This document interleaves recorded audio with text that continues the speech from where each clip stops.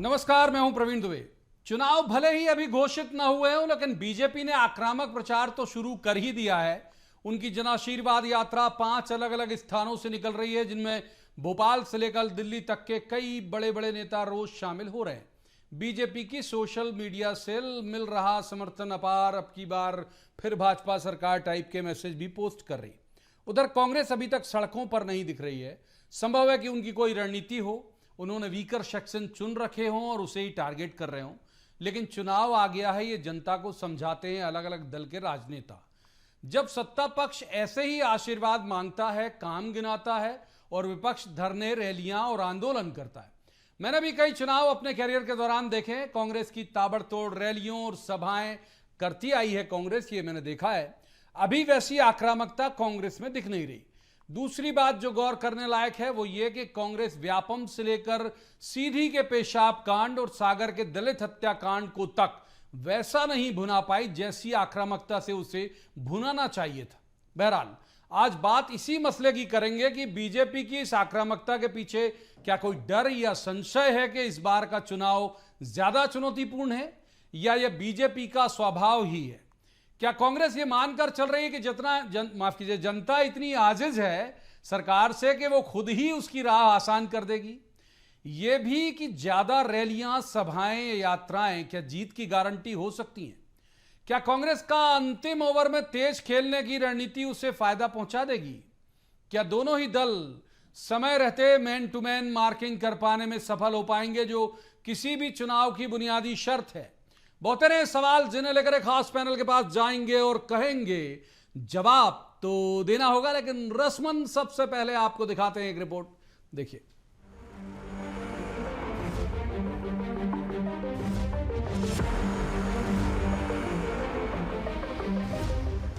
BJP अपनी जन आशीर्वाद यात्रा में पूरी ताकत झोंक रही है। बीजेपी को देखकर ही लग रहा है कि चुनाव नजदीक आ गए। उसने टिकट की पहली किश्त भी जारी कर दी।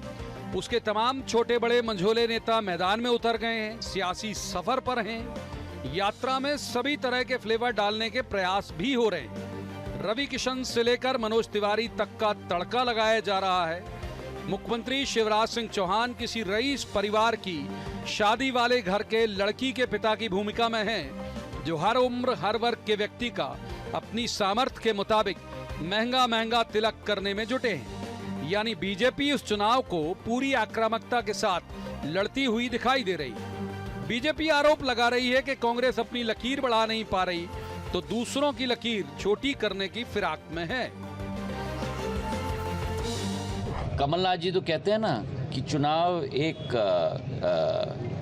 उत्सव है प्रजातंत्र का। अरे भाई, कोई उत्सव में पथराव करता है, कोई उत्सव में पोस्टर लगाता है, कोई उत्सव में जेल भरता है। आप अपना करिए ना, कौन रोक रहा है आपको। कांग्रेस की सदैव ये विचारधारा रही है कि अपना लकीर लंबा मत खींचो, दूसरे के लकीरों को काटो। उधर कांग्रेस हमेशा की तरह अभी भी सिर्फ तेल देख रही है और तेल की धार देख रही है। पहले प्रचारित किया गया था कि कांग्रेस सबसे पहले टिकट घोषित करेगी, लेकिन कांग्रेस ने अभी तक वो घोषित नहीं किए। सरकार के खिलाफ कोई बड़ा धरना, जुलूस या यात्रा कांग्रेस ने शुरू नहीं की। बैठकें अलबत्ता जरूर कांग्रेस कर रही है, योजना और रणनीति भी जाहिर तौर पर बना ही रही होगी, लेकिन ट्विटर और सोशल मीडिया के अलावा और कुछ पोस्टर वॉर को छोड़ दें तो कांग्रेस क्रिकेट के उन खिलाड़ियों की तरह ही नजर आ रही है जिसे इस बात की पूरी उम्मीद है कि बल्लेबाज जरूर कोई गलती करेगा और तब कैच लपक लिया जाएगा। इस दौरान सीधी पेशाब कांड से लेकर सागर में दलित की हत्या तक के कुछ मामले आए जरूर, लेकिन इनका माहौल कुछ दिनों तक ही सुर्खियों में रहा। कांग्रेस के इस इत्मीनान की वजह उन्हीं की जुबानी सुनिए। जो कांग्रेस से गए वही ना गद्दारी करके, भाजपा उनको कौन सा पूछ रही है। भाजपा ने अपनी लकीर इतनी बड़ी कर दी कि सिंधिया खुद बच्चे साबित हो रहे हैं वहाँ, तो उनको तो बोलना ही नहीं चाहिए। 2023 का परिणाम आ जाने दीजिए, उसके बाद कौन किसकी लकीर छोटी करेगा, खंडित करेगा, सामने आ जाएगा। हमारा रोड मैप 2-3 दिन में बन जाएगा, आप लोगों के बीच में उसको हम घोषित करेंगे। और हमारी जन आशीर्वाद यात्रा जनता के लिए होगी और राजनीतिक शव यात्रा भाजपा के लिए होगी। हालांकि बीजेपी और कांग्रेस में शुरू से ही बुनियादी फर्क यही रहा है कि कांग्रेस उत्सव धर्मिता से बचती है और किसी भी बड़े कार्यक्रम को इवेंट या तो बनाना नहीं चाहती या बना नहीं पाती। मगर जब सूबे में चुनाव हो तब जैसी आक्रामकता की उम्मीद की जाना चाहिए वैसी अभी तक कांग्रेस में दिखाई नहीं दे रही। क्या कांग्रेस को इस हद तक इत्मीनान है कि जनता इतने साल के भाजपा शासन से तंग है और खुद ही सरकार को उखाड़ फेंकेगी, या उसने कोई रणनीति बना रखी है कि अभी तो सिर्फ विकेट पर टिककर स्ट्राइक रोटेट किया जाए और जब अंतिम ओवर आएंगे तब तेज खेला जाएगा। Bureau report, BSTV। तो सबसे पहले उन खास मेहमानों का मैं आपसे तारुफ करा देता हूं जिनके साथ हम इस चर्चा को आगे बढ़ाएंगे। हमारे साथ हैं अपराजिता पांडे, कांग्रेस की विद्वान ऊर्जावान प्रवक्ता हैं। बहुत स्वागत है अपराजिता जी का। दूसरे मेहमान है सनवर पटेल, बीजेपी के विद्वान ऊर्जावान प्रवक्ता हैं। स्वागत है सनवर जी का भी। तीसरे मेहमान पत्रकारिता का बड़ा चर्चित चेहरा है, अच्छे राजनीतिक विश्लेषक हैं, रमेश शर्मा जी। शर्मा साहब का भी बहुत बहुत स्वागत है। शुरुआत आज कर लेते हैं अपराजिता जी से। अपराजिता जी, सिंधिया जी कह रहे हैं कि आपकी जो मंशा होती है वो अपनी लकीर बड़ी करने में नहीं होती बल्कि दूसरों की लकीर छोटी करने में होती है। बिल्कुल नहीं प्रवीण जी, बल्कि भारतीय जनता पार्टी का ये हमेशा से चाल चरित्र चेहरा रहा है कि आज 18-19 साल का कुशासन मध्य प्रदेश में है भाजपा का। जब फिर भी उनसे जब जवाबदेही तय करने की बात आती है तो वो लग जाते हैं कांग्रेस ने क्या अभी तक नहीं किया। बहुत लंबा कार्यकाल रहा है भाजपा का। अगर काम अच्छे से किए होते तो आज इस प्रकार के हथकंडे एट द लास्ट मोमेंट अपनाने नहीं पड़ते। आपने देखा होगा जब भारतीय जनता पार्टी की निकास यात्रा निकली किस प्रकार से जनता ने उसका विरोध किया था। हर भारतीय जनता पार्टी के विधायक को किस प्रकार से जनता के आक्रोश का सामना करना पड़ा था। अभी हमने हाल ही में देखा जन आशीर्वाद यात्रा के साथ भी यही हुआ। नीमच में क्या हाल था, किस प्रकार से पथराव हुआ, 8 गाड़ियों के शीशे तक फोड़े गए। कौन नहीं था? कैलाश विजयवर्गीय जी थे, देवड़ा थे, मोहन यादव जी थे, वरिष्ठ वो तो कह रहे हैं आप लोग करा रहे हो पथराव। इस प्रकार के देखिए वही बात होती है प्रवीण जी, जब जनता आक्रोशित होती है तो फिर किसी को कुछ करवाने की जरूरत ही नहीं होती। मैं बार बार ये कह रही हूं, ये चुनाव जनता भारतीय जनता पार्टी के खिलाफ लड़ रही है। अभी देखिए, मैं एक महिला हूं, पिछले महीने 4000 महिलाओं ने पात्रता खुद ही छोड़ दी लाडली लक्ष्मी बहना योजना की। ये सब क्यों हो रहा है? क्योंकि भारतीय जनता पार्टी के जो ये लास्ट मिनट के टैक्टिक्स हैं उससे ना युवा उनको सच मान रहा है, ना मध्य प्रदेश का किसान, ना मध्य प्रदेश की बहनें। मुझे तो इतना बुरा लगता है एक महिला होकर कि जब मैं देखती हूँ उमा भारती जी के साथ किस प्रकार से अन्याय कर रही है उन्हीं की पार्टी। उनके रोज के स्टेटमेंट्स आप देख लीजिए कि मुझे जन आशीर्वाद यात्रा में इनवाइट नहीं किया गया, मुझे उसका हिस्सा नहीं बनाया गया क्योंकि डर लगता है भारतीय जनता पार्टी के नेताओं को कि मैं ही, उमा भारती जी कह रही हैं कि कल इस विषय पर हमने डिबेट की थी। रोकूंगा आपको, मैं सनवर जी को इन कर लेता हूँ। पूरी बात ले ली आपकी, सनवर जी को इन कर लेता हूँ। सनवर जी, जो ध्वनित हो रहा है उनकी बात से जो सार निकल के आया, शब्द से तो नहीं, भाव ये है कि चूंकि चैलेंजेस आपके लिए ज्यादा हैं इसलिए आप लगे हुए हो, उनके लिए तो जनता लड़ रही चुनाव। देखिए प्रवीण जी, कांग्रेस को खुद कुछ करना नहीं है और बोल देना है कि हमारे लिए तो जनता लड़ रही। जनता क्यों लड़ रही है आपके लिए चुनाव? क्या आपने 15 माह में जो त्राहिमाम मचाया वो जनता को याद नहीं है क्या? जिस प्रकार की परिस्थिति आपने 15 माह में बनाई वो जनता को याद नहीं है क्या? आपने सागर की बात की, सागर में जिस प्रकार से एक अहिरवार परिवार को आपने आपके उस 15 माह के कार्यकाल में जिंदा जला दिया गया था, वो जनता को याद नहीं है क्या? चित्रकूट के अंदर किस प्रकार से हमारे बेटे बेटियों का अपहरण कर लिया गया था और उनकी लाशें कहां मिली थी, वो याद नहीं है क्या जनता को? तो ये तो इनको जब जो खुद कर नहीं सकते तो दूसरों पर आरोप लगाओ। भारतीय जनता पार्टी तो पूरी गंभीरता से अपने हर चुनाव को लेती है और इस चुनाव को भारतीय जनता पार्टी पूरे गंभीरता से लेते हुए जनता के बीच गई है और जनता के बीच वही जाता है प्रवीण जी जिसने जनता के काम किए हो, जनता के सुख दुख में खड़ा रहा हो, जिसने प्रदेश को समृद्धशाली बनाने का काम किया हो। अब कांग्रेस ने कभी ये सब किया नहीं, इसलिए कांग्रेस निकल नहीं पा रही है। अब कांग्रेस ने ही कहा कि 1 साल पहले हम टिकट की घोषणा करेंगे, हमने तो नहीं कहा था। फिर कांग्रेस ने कहा 6 महीने बाद पहले करेंगे, फिर कांग्रेस ने कहा 3 महीने पहले करेंगे। आप ही कहते हो, आप मना कर देते हो। तो ये भाई आप ही तय कर लीजिए कि आप किस तरह से चुनाव लड़ेंगे, नहीं लड़ेंगे। इनको असल डर ये है कि जुतम पैर होती है जैसे इनके टिकट की घोषणा होती है कपड़े फटते हैं, मारपीट होती है, तो उससे बचने के लिए चाह रहे हैं कि आखिरी में कम समय में हम हमारी जुतम पे हो जाए। ठीक है, एक बार रमेश शर्मा जी को इन करते। रमेश जी, दोनों को आपने तो जाने, हम मुझसे भी बहुत सीनियर हैं, आप तो बहुत सारी आपने सरकारें बनते गिरते देखी हैं। ये स्वभाव रहा है कांग्रेस का भी, माने उस आक्रामकता के साथ तो वो नहीं करती, इवेंट की तरह मैक्सिमाइज नहीं करती है, मतलब ज्यादा। लेकिन आपको लग रहा है कि अभी सहूलियत बीजेपी को ज्यादा है या कांग्रेस को ज्यादा है, या ज्यादा आक्रामक बीजेपी को होना चाहिए या कांग्रेस को? देखिए, कुल मिलाकर के अगर आप देखेंगे, पिछले साल भर की समीक्षा करेंगे, तो ये मुझे लग रहा है कि कई बार आक्रामकता में एक आगे निकलता है, कई बार दूसरा आगे निकलता है। 6-8 महीने पहले तक अगर आपने देखा होगा तो जो राहुल गांधी जी की यात्रा थी भारत जोड़ो, उसके बाद थोड़ा कांग्रेस में वातावरण बना था और ऐसा लगने लगा था कि कांग्रेस थोड़ी आगे निकल गई। बिल्कुल सही कह रहे हैं, ये सब लगने लगा था, ये मेंटेन नहीं कर पाते। हाँ, लेकिन उसके बाद फिर भाजपा ने जिस तरीके से काम किया है और फिर नेताओं को बुलाया है, मोदी जी की 2-4 यात्राएं हुई, अमित शाह जी की हुई, तो मैं समझता हूँ इस वक्त थोड़ा फिर कांग्रेस में ठंडक महसूस हो रही है और भाजपा उस एक कदम आगे दिख रही है प्रचार के मामले में। लेकिन ये दोनों, लेकिन अभी ये कहा नहीं जा सकता है कि मतदान की तिथि तक क्या भाजपा इसी तरीके से आगे बनी रहेगी या जंप करके कांग्रेस इससे आगे होगी। ये मैंने कई वक्त अपने चैनल पर ही कहा है कि इस बार का चुनाव जो है वो एक वोट का चुनाव होगा। पिछली वक्त हम जो एक सीट तक का मानते थे, पैकेज में कहा कि लास्ट ओवर में खेलेगी तेज कांग्रेस, जैसे लगता है निश्चित रूप से।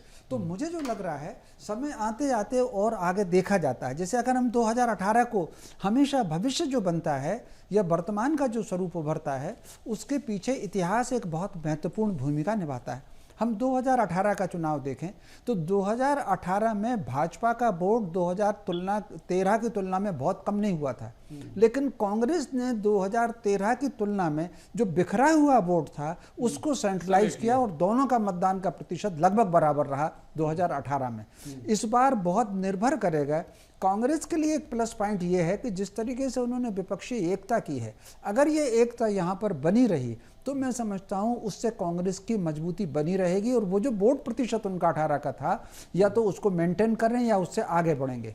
इसीलिए भाजपा को ये चिंता लग गई है जब से ये अलायंस बनने के बाद। मतलब आपको ये लग रहा है कि एहतियातन बीजेपी आक्रामक है, ये आपकी बात से ध्वनित हो रहा है। एक बार अपराजिता जी को इन कर लेते हैं। आपके लिए एक अच्छा जो संकेत है वो शर्मा साहब दे रहे हैं कि एहतियातन बीजेपी आगे, क्योंकि आक्रामकता दिखा रही है, क्योंकि उसको डर है आपसे। और दूसरी बात ये है कि बहुत सारे मुद्दे मैंने देखे हैं अपराजिता जी, व्यापम के वक्त से आपको रेडीमेड मिलते हैं, और शर्मा साहब भी इस बात से सहमत है, आप मेंटेन नहीं कर पाते, उसे लंबा खींच के एक जन आंदोलन क्यों नहीं बना पाते? मीडिया के जरिए मिलते हैं बहुत सारे मुद्दे, क्यों नहीं मेंटेन कर पाती है कांग्रेस? शर्मा जी ने एक बहुत अच्छी बात कही यहाँ पे प्रवीण जी, प्रचार में बस भारतीय जनता पार्टी आगे होती है। बहुत फर्क होता है टेलीविजन पॉलिटिक्स जो माननीय मुख्यमंत्री शिवराज जी की है और एक विजन की पॉलिटिक्स जो कमलनाथ जी की है। 15 महीने मात्र में राजनीतिक इच्छा शक्ति दिखाने का मैं आपको एक उदाहरण पेश करना चाहती हूँ। 15 महीने मात्र में 55% गिरावट आई थी जब कमलनाथ जी की कांग्रेस पार्टी की सरकार थी। क्राइम्स अगेंस्ट वुमेन में, महिला अपराध में 55% गिरावट आई थी। ये मैं नहीं कह रही हूं, एनसीआरबी के डेटा रिकॉर्ड्स कह रहे हैं। कमलनाथ जी मध्य प्रदेश के युवाओं के बारे में सोचते हैं, एक विजन रखते हैं, किसानों के बारे में और महिलाओं के बारे में। वो प्रचार जीवी नहीं है, सिर्फ आके घोषणाएं नहीं करते, वो उनका सफल क्रियान्वयन करने में विश्वास रखते हैं। मध्य प्रदेश की एक तस्वीर बदलने का जो सपना है कमलनाथ जी का, 2018 में भी मध्य प्रदेश की जनता ने उन पर विश्वास किया था, उनसे जुड़ी थी, और 2023 में भी आप देखेंगे रीरन होगा, प्रचंड बहुमत से कांग्रेस पार्टी और कमलनाथ जी की सरकार बनेगी। अभी देखिए भारतीय जनता पार्टी में इतनी अंतर कलह है मध्य प्रदेश में कि बाहरी नेताओं को आना पड़ा और कमान संभालनी पड़ी। ऐसा क्यों है? क्योंकि इन्हें अपने प्रदेश के ही नेताओं पे भारतीय जनता पार्टी के आज इनको विश्वास नहीं रहा। ये वास्तविकता है आज भारतीय जनता पार्टी की अंतर कलह। आप देखिए आए दिन अभी एक आरएसएस प्रचारकों ने अपनी पार्टी अलग बना ली, क्योंकि उन्होंने खुद कहा कि मध्य प्रदेश में अब भारतीय जनता पार्टी वो भारतीय जनता पार्टी नहीं रही जो गवर्नेंस पे फोकस करती थी। ये भारतीय जनता पार्टी के खुद के लोग उनकी पार्टी के बारे में कह रहे हैं। आज आप जहां जाएंगी हर एक वर्ग, हर एक तबका इतना आक्रोशित है। तभी मैंने सनवर भाई से कहा आप धरातल पे जाइए, जमीन पे जाइए। जनता ये चुनाव लड़ रही है भारतीय जनता पार्टी के खिलाफ, और कांग्रेस पार्टी हमेशा जनता के मुद्दे उठाती है। आप इत्मीनान में रह नहीं सकते ना भाई, अगर इलेक्शन है तो सिर्फ इस बात को लेकर इत्मीनान में कैसे रह सकते हैं कि जनता लड़ रही है? बिल्कुल नहीं। इत्मीनान, मैं आपको बताती हूँ, इत्मीनान में तो आज मध्य प्रदेश का कोई भी वासी नहीं रह सकता। सनवर भाई बहुत सारी चीजें गिना रहे थे, मैं उनको बताना चाहती हूँ मध्य प्रदेश की वास्तविकता क्या है। महिला अपराध चरम पर, नंबर 1 पे है ये प्रदेश। भोपाल को आपने टॉप 10 रेप कैपिटल सिटीज में लाके खड़ा कर दिया। ये है महिलाओं को आपकी सौगात भारतीय जनता पार्टी की। अनुसूचित जनजाति, SC, ST, OBC क्राइम्स में मध्य प्रदेश नंबर 1।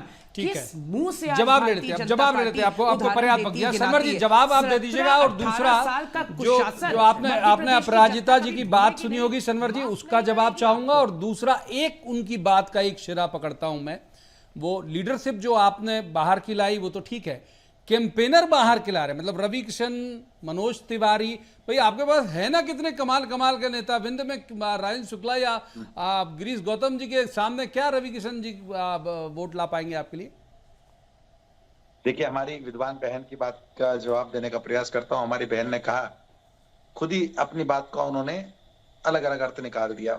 ये जो आज डिबेट है, मैं तो आपको धन्यवाद ज्ञापित करता हूं कि आपने डिबेट में इसके आसपास रखी कि कांग्रेस ट्विटर पर है, कांग्रेस कैबिन में, या कांग्रेस कभी कभी डिबेट में आ जाती है, टीवी पर आ जाती है। और हमारी बहन कह रही है कि भारतीय जनता पार्टी टीवी पर है। कांग्रेस जनता में आज 62,000 से ज्यादा अधिक बूथों पर भारतीय जनता पार्टी जन आशीर्वाद यात्रा निकाल रही है, 5-5 जन आशीर्वाद यात्रा निकाल रही है, और लगभग 230 पूरी की पूरी विधानसभा सीटों को छू रही है। अब जनता के बीच कौन है? भाजपा है, कांग्रेस है। लेकिन हमारी बहन खुद ही विरोधाभास कर देती है। वो कह रही कि हम लोग कैबिन में बैठे हैं, टीवी पर बैठे हैं। तो ये हमारी विद्वान बहन को देखना होगा कि कांग्रेस जो है सिर्फ कैबिन में बैठी हुई है, ट्विटर पर बैठी हुई है, और भारतीय जनता पार्टी मैदान में है। अरे भाई वो खुल के कह रही जनता लड़ रही ना उनके लिए, तो वो क्यों जहमत उठाएंगे? अब हमारी बहन ने कहा कि यहाँ पर NCRB की रिपोर्ट के बारे में बात की, उन्होंने कहा है कि महिलाओं पर हो रहे अत्याचार के बारे में बात की, उन्होंने कहा है कि मुझे कब बहुत दुख हो जाता है। अरे बहन, आप कुरानविद नहीं होती? 45 लाख बेटियां यहाँ पर लाडली लक्ष्मी बनती है। जब 2004-5 में पहली बार एक बेटी को लाडली लक्ष्मी बनाने की बात आई थी और घोषणा की थी कि बेटियां लखपति बनेगी शिवराज जी ने, तो यही विपक्ष, यही कांग्रेस हंस रही थी कैसे बेटी लखपति हो सकती है। आज 45 लाख बेटियां हमारी लाडली लक्ष्मी, आज 1.25 करोड़ बेटी हमारी लाडली बहना है। आपने 4,000 गिनवा दिया, वो 4,000 भी सच या नहीं पाता, लेकिन 1.25 करोड़ बहनें हमारी लाडली है सनवर भाई। आपने कही NCRB की बात कही, उसके आंकड़ों की बात कही। मेरी बहन, ये पहला प्रांत है, ये पहला राज्य है जिसने बेटियों की तरफ आंख उठाने वालों को फांसी की सजा का प्रावधान किया। इसका अनुसरण देश ने किया है, दुनिया ने किया है, और न केवल प्रावधान किया है, 67 लोगों को सजाओं का ऐलान हुआ है। अब आप कहेंगे अरे साहब, ये किसको सजा, फांसी पर किसको लटका दिया? तो कानून के तहत काम होगा ना, कानून के तहत काम होगा ना। हाई कोर्ट है, सुप्रीम कोर्ट है, उसके बाद राष्ट्रपति जी हैं। तो अभी ये सऊदी अरब तो नहीं ना, सीधा आकर खुद ही फांसी पे बंदे पर लटका दो, जल्लाद बन जाओ। एक बार दिखा देते, एक बार दिखा देते, पर तीसरे मेहमान करूंगा वरना अंताक्षरी हो जाएगी आप दोनों के बीच में। एक बार दिखा देते हैं, कुछ दिखाना चाहती हैं अपराजिता जी? मैं कैमरामैन से कहूंगा थोड़ा ये सनवर जी ने करके दिखा दें कि ये कहा था कि ये है इसका कि 4,000 उनको दिखा दीजिएगा कि कितनी बहनें खुद योजना अपनी पात्रता ठीक है। अब तीसरे मेहमान को इनका लेता हूँ, ठीक है? देखिए आप मौका दे दिया, आप दोनों के बीच में अंताक्षरी हो जाएगी। सर प्लीज माफ कीजिए, तीसरे मेहमान बहुत वरिष्ठ पत्रकार है हमारे साथ, रमेश शर्मा जी को चीज इनको बतानी है, जल्दी बता दीजिए प्लीज, फिर तीसरे मेहमान को इन करेंगे हम। जल्दी बताइए। बस एक सनवर भाई, आप कहते हैं कि आप फांसी का प्रावधान लाए, फिर भी अत्याचार कम ही नहीं होते। आरोपियों के मन में कोई भय ही डर नहीं है। ठीक है, चलिए तीसरे मेहमान आ जाऊंगा। वक्त अभी हमारे पास रमेश शर्मा जी को माफ कीजिए, आप दोनों को रोकता हूँ, रमेश जी को इन कर लेता हूँ, माफ कीजिए, रमेश शर्मा जी को इन करता हूँ। रमेश जी, जो अभी से जिस तरह का जो बात मैंने सनवर जी से भी कही थी कि क्या आपको ये लग रहा है एक बात तो है बाहर के नेताओं को ओन करने का, इलेक्शन को ओन करने की वजह ये है कि भाई एंटी इनकम्बेंसी जो है वो पार्टी की कम, इंडिविजुअल ज्यादा है। तो क्या ये इसी योजना के तहत रवि किशन या मनोज तिवारी आ रहे हैं जिनका मतलब जनाधार एज एक्टर जरूर होगा एमपी में, लेकिन एज लीडर तो मेरी समझ से जीरो होगा? देखिए, मोटे तौर पर दो अंतर समझ लीजिए भाजपा में और कांग्रेस में। कांग्रेस शुरू से मास बेस्ड पार्टी रही है, इसलिए उसका कैडर थोड़ा कमजोर रहा है। भाजपा शुरू से कैडर बेस्ड पार्टी रही है, मास में अपील उसकी कमजोर रही है। भाजपा ने अपनी रणनीति में विस्तार किया है।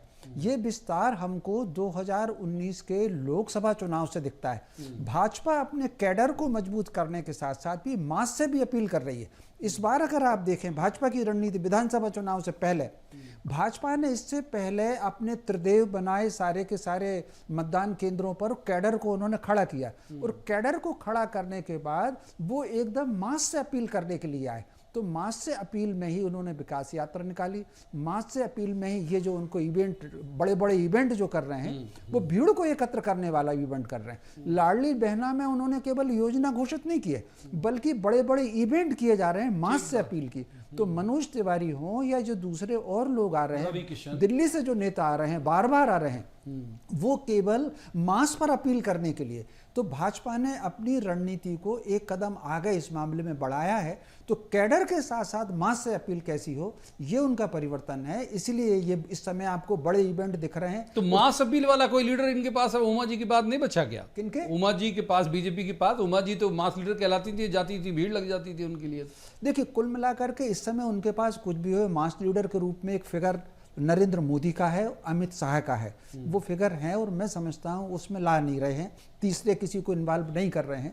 उमा जी की बात अलग है। उमा जी कई वक्त आवेश में जो बात कहती हैं वो एक अलग अनगाइडेड मिसाइल हो जाती है। हाँ, वो आवेश में एक बार विधायक दल की बैठक को छोड़ के चली गई थी, नई पार्टी बना ली थी, लेकिन फिर भी पार्टी ने उनको अवसर दिया है, उनको जीवन भर अवसर दिया, उनके भाई को अवसर दिया, भतीजे को अवसर दिया। कई वक्त राजनेताओं को, चाहे वो भाजपा का हो या कांग्रेस का हो, सोचना भी चाहिए। अपराजिता जी, आज कमलनाथ जी ने कुछ अनाउंसमेंट को लेकर टिप्पणी की, शिवराज जी के बड़े अनाउंसमेंट को लेके, गैस सिलेंडर के मसले पे भी उन्होंने कहा, मगर पैरेलल अनाउंसमेंट आपके तरफ से भी चल रहे हैं कि हम अगर हमारी गवर्नमेंट आई तो पटवारियों को हम ये कर देंगे, हमारी गवर्नमेंट आई तो संविदा के लिए ये कर देंगे, हमारी गवर्नमेंट आई तो बिजली के लिए ये कर देंगे। तो आपके अनाउंसमेंट अच्छे, उनके बुरे क्यों? नहीं प्रवीण जी, बात ये होती है जब 18-20 साल का कार्यकाल होता है, अगर आपको अंतिम चरण में आकर घोषणाएं करनी पड़े तो ये सीधा सीधा प्रमाण, प्रूफ होता है कि आपने जनता के लिए अभी तक कुछ भी करने में आप असमर्थ रहे। अगर आप जनता के लिए ये सब करना चाहते थे तो क्या 18-20 साल कम थे? क्या ये घोषणाएं पहले, उनका क्रियान्वयन पहले नहीं हो सकता था? नहीं, तब कोई कार्य नहीं हुआ। अब अंत में कमलनाथ जी के भय से बौखलाकर, जनता का आक्रोश देखकर आप किसी ना किसी तरह अपना नैरेटिव बनाने की कोशिश कर रहे हैं, बट मध्य प्रदेश की जनता भ्रमित नहीं होगी। वो बहुत समझदार है, वो समझती है कि भारतीय जनता पार्टी का हमने 18-19 साल का कुशासन देखा है। हमने देखा है इस प्रदेश में किसान के पास सम्मान नहीं है, महिला के पास सुरक्षा नहीं है और युवा के पास रोजगार नहीं है। ऐसे प्रदेश में कोई भी हमारे मुख्यमंत्री जी, शिवराज जी और भारतीय जनता पार्टी पे विश्वास नहीं करता। मैं एक चीज और कहना चाहती हूँ, जो संजय भाई कह रहे थे कि हम एक प्रोविजन, प्रावधान लेकर आए कि हम फांसी पे लटकाएंगे जो भी महिला के साथ दुष्कर्म करेगा। अरे अगर इतने प्रावधान आप लेकर आए हैं तो आज भी आरोपियों के मन में कोई भय क्यों नहीं है? क्योंकि आपने कभी असलियत में राजनीतिक इच्छा शक्ति नहीं दिखाई। जब महिला के साथ अपराध के किस्से सामने आते हैं तो पूरा मौका दिया आपको, जवाब ले लेते हैं। सनवर जी, आप कमलनाथ जी से डरे हुए हो, इसीलिए धनाधन घोषणाएं कर रहे हो। कमलनाथ जी से डर के आप लोग धनाधन घोषणाएं कर रहे हो और जो आरोप लगाया। प्रवीण जी, कमलनाथ जी से तो कांग्रेस में लोग डरे हुए हैं, कमलनाथ जी से मध्य प्रदेश की जनता डरी हुई है। कमलनाथ जी 15 माह के लिए आए थे तो त्राहिमाम मचाया, 15 बार भी भोपाल छोड़कर बाहर नहीं निकले, 15 बार भी 15 माह में वल्लभ भवन की खिड़की से झांके नहीं, 973 वचन पत्रों का वचन, एक भी वचन पूरा नहीं किया। तो कमलनाथ जी से कौन डरेगा? दूसरा, कमलनाथ से डरे हुए हैं कमलनाथ जी के कांग्रेस के कार्यकर्ता, क्योंकि कमलनाथ जी और कमलनाथ जी के बाद उनके बेटे नकुलनाथ जी, तो बाकी लोग क्या करेंगे? दम घुट रहा है बाकी लोगों का, वोट जरूर डरे हुए हैं। भारतीय जनता पार्टी तो अपना काम कर रही है, अपने काम में लगी है। और पिछली बार जो आपने प्रश्न किया था, मैं उसका जवाब देने का प्रयास करता हूं कि बाहर के लोग क्यों आ रहे हैं। देखिए, ये भारतीय जनता पार्टी के पास बड़े नेता हैं, बड़े चेहरे हैं, और भारतीय जनता पार्टी एकमात्र ऐसी पार्टी है जो 5-5 स्थानों से एक साथ 62,000 बूथों को टच करती हुई जन आशीर्वाद यात्रा निकालती है। तो जिनके पास जो होगा वही आएगा। अब कांग्रेस के पास तो कुछ है नहीं। अब यहाँ सिर्फ राहुल गांधी जी हैं जो पिछली बार पिपलिया मंडी आए थे, 1 से 10 तक की गिनती सिखा कर गए। अब वो अगर आते हैं तो जनता पूछेगी क्या हुआ साहब, 11वें दिन आपने कमलनाथ जी को नहीं हटाया था। इसलिए उनके पास कुछ है नहीं, खाली घना जो चना होता है वो सिर्फ बचता है और कुछ नहीं करता है। तो ये भारतीय जनता पार्टी के पास सौभाग्यशाली एक बार अब आप रमेश शर्मा जी को इनका लेता हूं, आपको ही पूरा मौका दिया। रमेश जी, ये जो एक सवाल हमने अपनी शुरुआत में उठाया था कि क्या ज्यादा रैलियां, ज्यादा सभाएं, ज्यादा इस तरह की यात्राएं आपको लगता है कि इलेक्शन के रिजल्ट को प्रभावित करने में मददगार होती हैं? प्रॉपर जनसंपर्क जो सही शब्द है, नेताओं और सियासत का नहीं, असल जनसंपर्क करा पाती हैं? देखिए, मोटे तौर पर इस समय जो भी रैलियां निकल रही हैं या सभाएं, बड़ी सभाएं हो रही हैं, चाहे वो भाजपा की हो या कांग्रेस को हो, इसका प्रभाव मतदाता पर कम पड़ने वाला है, इसका प्रभाव कार्यकर्ता पर पड़ने वाला है। कार्यकर्ता सक्रिय होगा और एकजुट बढ़ेगा। मतदाता पर इन रैलियों का प्रभाव केवल मतदान का प्रतिशत बढ़ाने में होगा। एक बात मुझे प्रवीण जी लग रहा है, सत्य क्या है वो तो भगवान जी जानते हैं, मेरी दृष्टि में, मेरे आकलन में 99% लोगों ने लगभग ये तय कर लिया है कि उन्हें किसको वोट देना। ये बात सही है, 99%। कल हमने इसी पर डिबेट की थी कि वोटर खामोश है। सही, केवल लेकिन वोटर की अभी खामोशी है। हाँ। केवल 1% वोट है जो फ्लोटिंग होगा और एंड टाइम पर किसी परिस्थिति को देख करके या किसी चेहरे को देख करके कम ज्यादा होगा। इन 99% में अगर किसी को उम्मीदवार अच्छा नहीं लगा, उसने मान लीजिए तय किया कि वो अमुक पार्टी को देगा, लेकिन उसका उम्मीदवार अगर ठीक नहीं लगा, वो वोट देने बिल्कुल नहीं जाएगा, वो दूसरे को वोट नहीं देगा, उसके खिलाफ वोट नहीं देगा। तो 99% ने लगभग तय कर लिया है ये रैलियां, ये सभाएं केवल वातावरण बनाती हैं ताकि मतदान का प्रतिशत बढ़े और कार्यकर्ता चुपचाप ना बैठ कार्यकर्ता चार्ज हो जाए। बहुत छोटा जवाब, बिल्कुल फिसल रहा वक्त हाथ से। अपराजिता जी, क्या इसीलिए मुतमईन है आपके ये वोटर ने तय कर लिया, जैसे आप भी कह रहे हो कि आपके पक्ष में आ रहा है? देखिए प्रवीण जी, जब हर वर्ग, हर तबका इतना आक्रोशित होता है तो वोटर तो तय कर ही लेता है, क्योंकि मध्य प्रदेश में हर वर्ग को इतना दबाया गया है, उसके साथ इतना बुरा किया गया है, जो भी उन्हें कहा गया वो भारतीय जनता पार्टी उनके लिए करने में असमर्थ थी। तो यही होता है। बस क्लोजिंग रिमार्क सनवर जी से ले लेते हैं। सनवर जी, आप सहमत है कि वोटर बिल्कुल मन बना चुका है? देखिए, जो जनता की सेवा करेगा, जो जनता के सुख दुख में खड़ा होगा, वोटर उसके साथ जाता है। और भारतीय जनता पार्टी एकमात्र ऐसी पार्टी जो अंत्योदय के काम में लगी है, जो गांव, गरीब, किसान के उत्थान के लिए काम करती है। इसलिए भारतीय जनता पार्टी को वोटर का ठीक है, माफ कीजिए, रोकूंगा वक्त। इतनी ही चर्चा की इजाजत देता। बहुत बहुत शुक्रिया तीनों मेहमानों का इस चर्चा में शामिल होने के लिए। इतना ही वक्त मुकर्रर है। बहुत बहुत धन्यवाद इस चर्चा में शामिल होने के लिए। लेकिन ये बात सही है, मैं बिल्कुल सहमत हूं शर्मा जी की बात से कि एन वक्त पर होने वाली रैलियां, सभाएं या फिर ऐसी यात्राएं सिर्फ चार्ज कर जाती हैं आपके कार्यकर्ताओं को। अब ये वोट में तब्दील करती हैं या नहीं, ये तो आने वाला वक्त बताएगा। आज की इस चर्चा में इतना ही। अब आपसे मुलाकात होगी सोमवार को किसी खास मसले पर खास पैनल के साथ बैठकर कहेंगे जवाब तो देना होगा। आप देखते रहिए BS TV।